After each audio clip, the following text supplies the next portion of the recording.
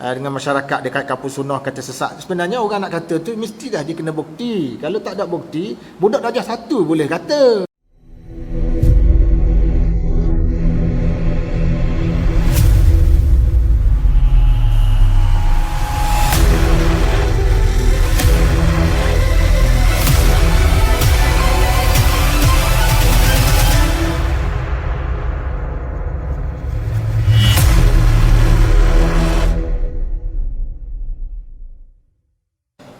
Kalau hak belajar mari masjid dia belajar, kau kan dia tahu. Hak tak belajar, hak ambil kesempatan, banyak akan berlaku kekeliruan dalam masyarakat. Masyhur ucapan para imam dalam perasaan ijtihad. Misalnya Imam Syafi'i mempunyai ucapan yang boleh dinyatakan dengan tinta emas, dan dalam dunia pendidikan hari ini tidak ada yang sebanding dengan ucapan beliau. Beliau menyatakan, aku berharap orang ramai mempelajari ilmu ini dan tidak menyandarkan sesuatu berkaitan dengannya kepadaku. Cukuplah aku diberi pahala meskipun mereka tidak memujiku. Hal ini dapat dilihat dalam Asy-Syafi'i Hayatuhu wa Asruhu oleh Syekh Abu Zuhrah. Imam Syafi'i ni tuan-tuan kan dia ngajar. Dia ngajar. Dan antara sifat tawaduk Imam Syafi'i, dia ngajar. Dia tak aku ngajar ni jangan sandah pada aku. Ini ilmu Allah, aku tolong ajar je. Kan biasa kan anak murid kan dia tak asuk pada tok guru. Wah aku ambil tok guru pada tok guru pulang bin pulang. Tok guru tu ulama besar betul. Dan anak murid memang dia cakap gitu. Tapi tawaduk Imam Syafi'i ni dia kata jangan kata aku, bukan kata ilmu aku. Ilmu daripada Allah, aku tolong ngajar je. Itu tawaduknya Imam Syafi'i. Tawaduknya Imam Syafi'i ni tu. Inilah roh tawaduk, dan ada yang sepatutnya menghiasi diri setiap orang yang faqih dan alim, yang inginkan kebaikan pada diri sendiri dan memberikan manfaat pada orang ramai dengan ilmunya. Faqih yang mencari kebenaran dan beramal dengan kebenaran tersebut. Ilmu yang hanya membuatkan para pembaca ditimpa penyakit terpedaya, meninggi diri dan memuji diri sendiri merupakan ilmu yang tidak mengandungi sebarang kebaikan. Tuan-tuan macam sekalian, kalau tuan-tuan baca kitab lah, kita baca kitab ulama', ada je tuan-tuan seorang dua ulama' yang menghukum sesat ulama' lain. Ada je.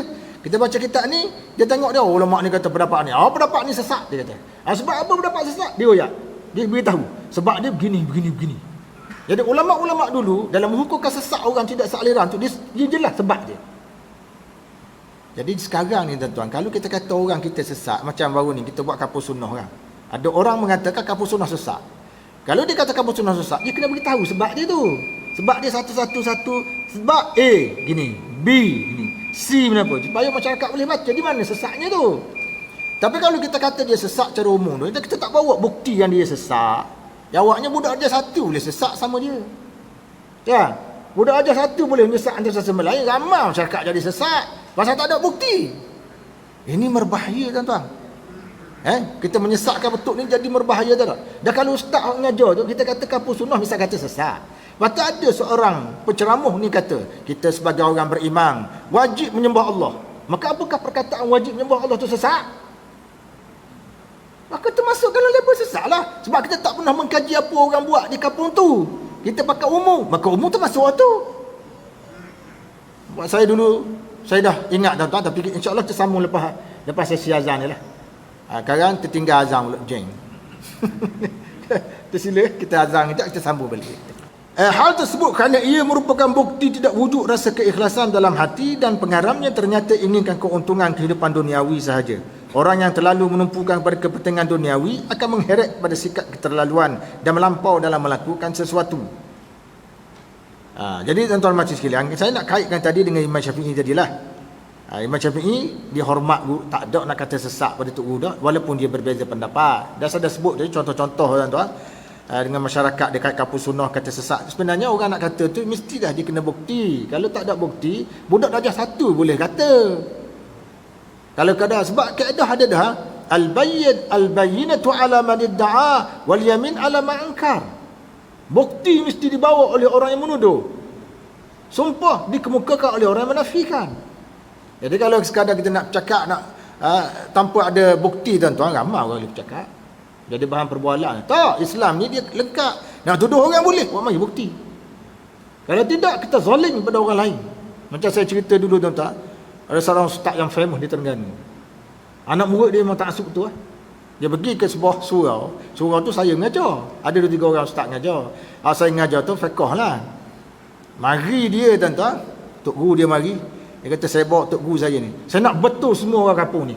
Ustaz ngajar ni tak betul belaka. Aduh. Dia pula tuan-tuan, dia menega je. Dia sambil-sambil jual, sambil-sambil dia mendengar. Dia nak naik buah masjid tu. Ya mari, ni saya nak bawa tok guru saya ni. Saya nak betul belaka ni. Dia ngajar, Ustaz ngajar seperti ni. Tak betul belaka. Aduh. Sedap dua kenyataan tuan-tuan.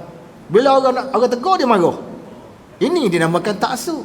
Kita kata ustaz tak betul. Kalau ustaz tu ngajar akidah, ustaz tu kata sesuatu Tuhan yang berhak disembah Allah, tak betul. Gitu. Tak betul apa? Kalau ustaz tu ngajar, ustaz kata kita kena sembah Allah, jangan sembah benda lain. Kita kata tadi ustaz tak betul. Itu tak betul tu. Sebab tu kalau kita nak kata tak betul, kita kena tahu poin yang tak betul tu kenapa? Jangan barang-barang pakai umum gitu. Bila umum gitu, tak kena hak betul tu.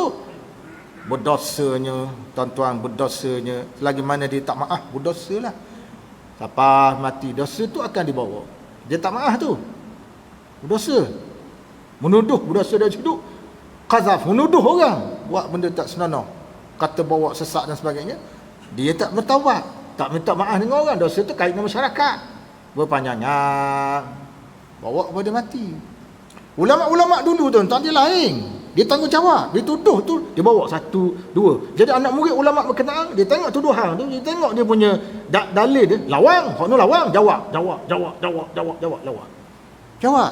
Bila kita tuduh orang, tak ada tepat poin tu, kita nak cari apa alasan dia, kita nak jawab macam mana. Itu tak kena dengan etika yang dibuat oleh ulama tu.